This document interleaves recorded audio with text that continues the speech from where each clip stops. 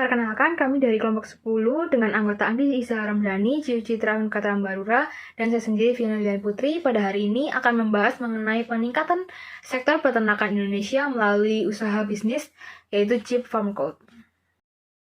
Farm Cloud merupakan alat untuk mendeteksi kondisi tubuh hewan ternak yang dimiliki oleh peternak. Hal ini kami ciptakan dikarenakan adanya peluang dalam sektor peternakan untuk memajukan teknologi yang ada di Indonesia. Selain untuk memajukan teknologi yang ada di Indonesia, kami juga menciptakan hal ini untuk mendorong para generasi muda agar ingin menjadi seorang peternak milenial. Alat ini berupa chip yang tertanam kepada tubuh hewan ternak sehingga para peternak dapat memantau kondisi hewan ternaknya dari jauh. Chip tersebut dapat mendeteksi suhu tubuh, kemudian nafsu hewan ternak jika ingin makan, lokasi, serta kondisi seksualitas hewan ternak tersebut. Penggunaannya pun cukup mudah dengan menempelkan atau memasukkan chip ke dalam lapisan kulit hewan ternak. Kemudian chip tersebut akan terhubung dengan smartphone ataupun komputer yang peternak miliki. Bisnis model kanvas merupakan metode yang digunakan untuk membangun suatu bisnis dan menjelaskan bagaimana bisnis yang sedang dikelola. Adapun bisnis model kanvas dari FarmCloud adalah sebagai berikut. Untuk pola patternnya, FarmCloud akan menggunakan 3 pola pattern. Pola pattern tersebut adalah yang pertama yaitu pola direct selling, yang merupakan pola yang dapat digunakan apabila konsumen ingin membeli produk secara langsung dari FarmCloud. Yang kedua adalah pola e-commerce, yang merupakan pola yang dapat digunakan agar pemesanan online dapat dilakukan oleh konsumen. Yang ketiga adalah pola customer loyalty, yang digunakan agar FarmCloud dapat mempertahankan loyalitas pelanggan. Etika sendiri adalah hal yang menjadi acuan bagi masyarakat untuk menilai sebuah perilaku. Dalam sektor peternakan juga tidak lepas dari adanya etika. Misalnya pendirian peternakan harus beberapa jarak meter dari area pemukiman. Kemudian pembuangan limbah kotoran hewan diatur dengan baik dan beberapa hal lainnya yang berkaitan dengan etika peternakan. Sesuai dengan latar belakang yang telah kami sebutkan yaitu mewujudkan peternak milenial, kami harus mendidik bagaimana untuk memahami etika apa saja yang terdapat pada sektor peternakan ini. Misalnya dengan menunda pemasangan chip pada hewan hingga usianya cukup untuk melakukan pemasangan chip. Pemahaman etika sangat diperlukan dengan harapan peternak milenial tidak hanya jago dalam bidang teknologi, melainkan juga dapat mempertahankan skala etika yang ada. Berdasarkan data pada tahun 2018, Pemprov DKI Jakarta telah mempersiapkan 500 chip dengan target pemasangan 100 chip. Pemasangan chip pada hewan sebenarnya sudah dilakukan dalam waktu yang cukup lama, namun penggunaannya di Indonesia belum terlalu luas. Angka pemasangan chip ini meningkat pada tahun 2018 hingga pada masa pandemi di tahun 2022 ini.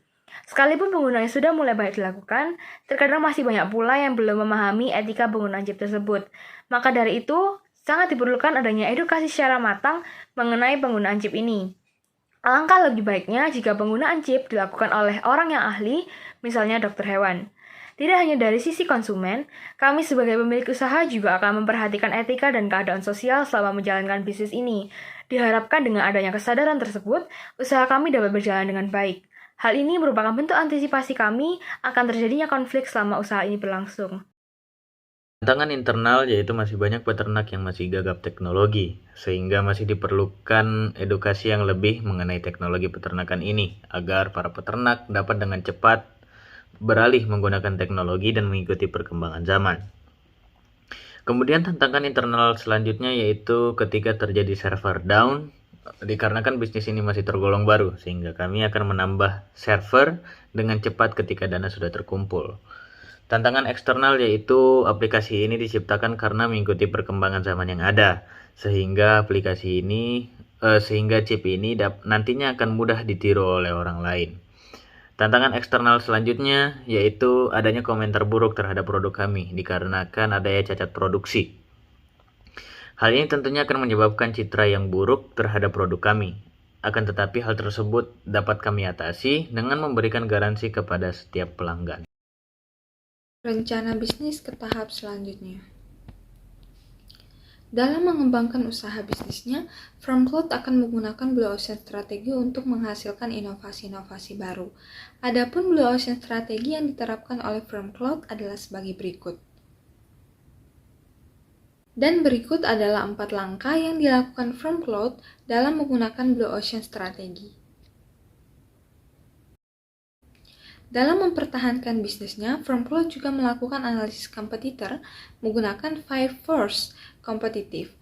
Adapun analisis persaingan yang dapat digunakan oleh Firmcloud sendiri adalah yang pertama yaitu mengenali pesaing atau kompetitor yang dimiliki, dan yang kedua melakukan riset atau menganalisis kompetitor mereka. Yang ketiga yaitu menganalisis market positioning kompetitor, dan yang terakhir adalah menganalisis pasar yang dibidik kompetitor dan kepuasan pelanggan terhadap kompetitor. Dalam menjalankan sebuah bisnis, tentunya akan terdapat banyak sekali kendala, baik dalam tahap produksi, penyimpanan produk, bahkan hingga penyampaian ke tangan konsumen. Untuk mengatasi dan meminimalisir resiko kendala yang muncul ke depannya, maka kami akan melakukan beberapa tahapan tes ide. Selain itu, kami juga akan melakukan identifikasi dan riset kepada konsumen dalam menjalankan usaha ini. Berikut adalah learning card dan test card dari usaha Firmcloud sendiri. Selanjutnya adalah validation. Validasi sendiri merupakan tahap yang digunakan sebagai pembuktian dugaan dan hasil yang diperoleh dari learning card dan test card itu sendiri. Proses ini akan digunakan dalam tahap penilaian kemasan produk dan interview. Kemasan produk sendiri berdasarkan penilaian mendapatkan 9 dari 10 orang berminat terhadap desain yang telah dibuat. Sedangkan berdasarkan hasil interview, didapati sebanyak 13 dari 20 orang menyetujui bahwa para peternak membutuhkan produk kami. Sedangkan 8 orang sisanya kurang menyetujui adanya produk ini karena biaya yang kami tawarkan terbilang cukup besar.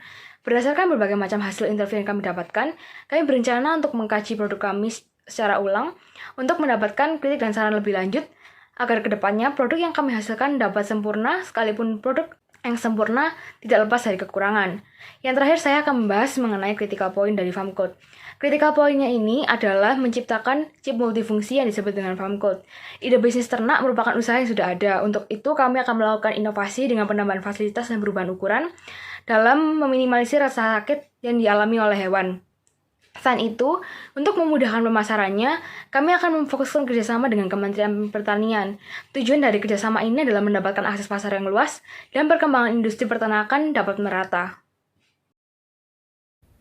Kesimpulan,